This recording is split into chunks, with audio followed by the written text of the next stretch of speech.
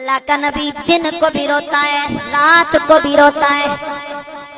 یا اسفا قرآن گواہ، اللہ کا نبی ہائے یوسف کے کر، ہائے یوسف کی جدائی، دن کو بھی روتا ہے، رات کو بھی روتا ہے، صبح بھی روتا ہے، شام کو بھی روتا ہے۔ وَبِيَضَّتْ عَيْنَاهُ، اور قرآن گواہ ہے اتنا روئے اللہ کا نبی بیٹے کی جدائی میں۔ ایک باپ اتنا رویا کہ ان کی آنکھوں کی بینائی چلی گئی۔ عربوں کے بادشاہ کہتے ہیں امی جدائی والی او یارو گزرے سے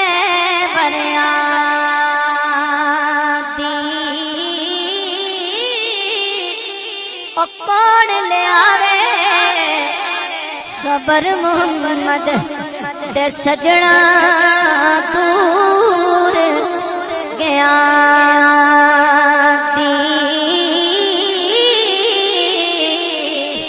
اور دن کو بھی اللہ کا نبی روتا ہے، رات کو بھی روتا ہے، صبح و شام رونا ہے۔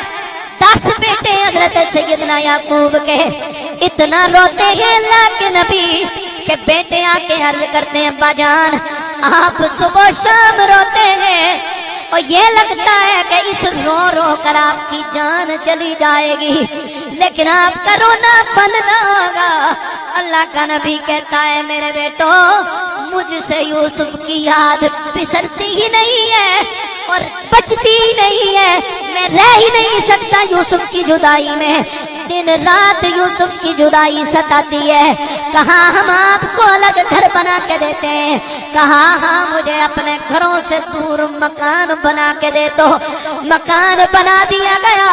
اللہ کے نبی یعقوب دور مکان میں جا کے ڈیرا لگا لیا اور دن رات روتے ہیں۔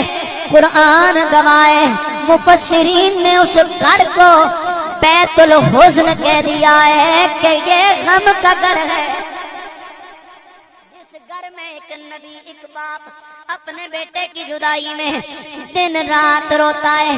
توجہ کرنا لوگوں، دن گزر گئے، سیدنا یعقوب کی کمر جھک گئی۔ حضرت یوسف علیہ السلام جوانی کے عالم میں اور بادشاہ عزیز مصر کے مقام پہ پہنچ گئے۔ بھائی آ گئے، بھائیوں کو بلایا گیا، وہ تجارتی مالوں متاع کا رد و بدل ہوا۔ پتہ چلا میرے باپ یعقوب زندہ ہے، لیکن یوسف کی جدائی میں اتنے روئے ہیں کہ آنکھوں کی بینائی چلی گئی ہے۔ حضرت سیدنا یوسف نے فرمایا جاؤ میرے بھائیوں میرے باپ کو بلا کے لے آؤ۔ کہا ہم لا تو سکتے ہیں لیکن وہ ہماری بات نہیں مانیں گے، کوئی چیز دے دے کہ ہم نشانی کے طور پر انہیں بتائیں کہ یوسف نے آپ کو بلایا ہے۔ حضرت سیدنا یوسف نے اپنے تن پہ پہنی ہوئی قمیض اتار کے دی، کہا یہ لے جاؤ میرے باپ کے چہرے پہ رکھو گے بینائی واپس آ جائے گا۔ تو کیر بھائی تھوڑی دیر رکھے ہمارے کو بس 5 منٹ۔ انتظامی معاملات میں آپ کو زیادہ ڈسٹرب کیا جاتا ہے لیکن کوئی بات نہیں، خیر ہے۔ حضرت سیدنا یعقوب علیہ نبینا علیہ السلام کنعان میں گئے، مصر سے حضرت یوسف اپنی قمیض اتار کے دیتے ہیں۔ قرآن اٹھاؤ، اللہ کی عزت کی قسم ہے، وہاں سے بھائی قمیض یوسف کی لے کے چلتے ہیں۔ ادھر کنعان میں اللہ کا نبی تڑپنے لگ جاتا ہے اور کہتا ہے لوگوں مجھے باہر نکالو، مجھے میرے یوسف کی خوشبو آ رہی ہے، مجھے میرے یوسف کی خوشبو آ رہی ہے۔ اور ابھی اللہ کا نبی ایک باپ کنعان میں ہے اور بیٹا مصر میں ہے۔ مصر سے بیٹا خود نہیں چلا بلکہ قمیض آ رہی ہے، بیٹے کی قمیض چل رہی ہے۔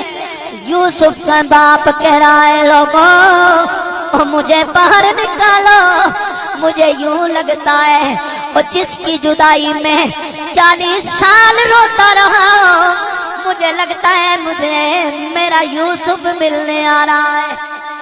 عارفوں کے بادشاہ نے کہا تھا سپنے بچ مینوں ماہی ملیا تے میں گل وچ پا لیا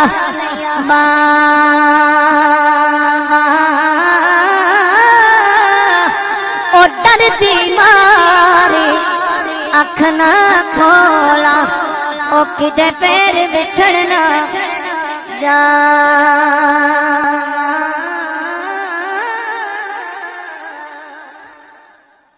اللہ کے نبی حضرت یوسف علیہ السلام کی قمیض بیٹے کی قمیض باپ کی آنکھ پہ رکھی اور قمیض آنکھ پہ رکھی تو بینائی واپس آ گئی. دوستان گرامی قدر باپ جہاں ماں محبت کی طالب ہوتی ہے وہاں باپ بھی کسی درجے میں ماں سے کم نہیں ہوتا. صرف وہ اظہار نہیں کر سکتا. اللہ نے اسے مرد بنایا ہے نا, بعض اوقات اظہار کرتے ہوئے رہ جاتا ہے, نہیں کر سکتا محبت کا اظہار. میرے کزن ایک انہوں نے مجھے ایک کہانی سنائی ہے. کہانی ہے کیا ہے, ان کا اپنا ذاتی واقعہ ہے. وہ کہتے ہیں